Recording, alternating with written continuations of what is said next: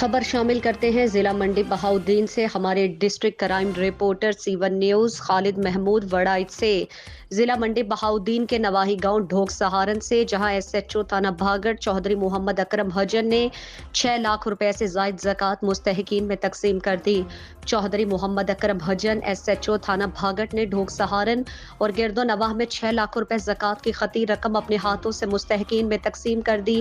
महंगाई से तंग मुस्तहिक अफराद के चेहरे खुशी से खिल उठे।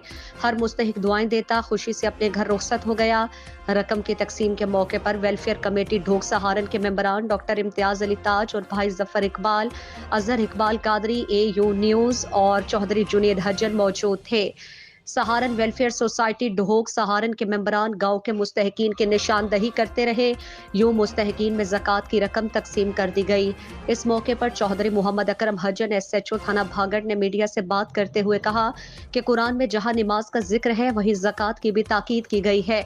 नमाज और ज़कात दो अहम फरीज़े हैं जो एक दूसरे से जुदा नहीं, और ये दोनों अरकान इस्लाम में से हैं।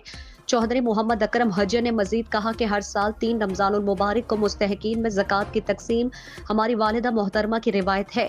हमारी वालिदा मोहतरमा जब तक हयात रही हर साल 3 रमज़ानुल मुबारक को अपने हाथों से मुस्तहिकीन में ज़कात की तकसीम करती थीं। उनके जाने के बाद हमने इसी रिवायत पर अमल करते हुए इस सिलसिले को मुनक़ता नहीं होने दिया, और खुदा ताला के फजलो करम से यह सिलसिला हर साल रमज़ानुल मुबारक के महीने में जारी और सारी रहेगा।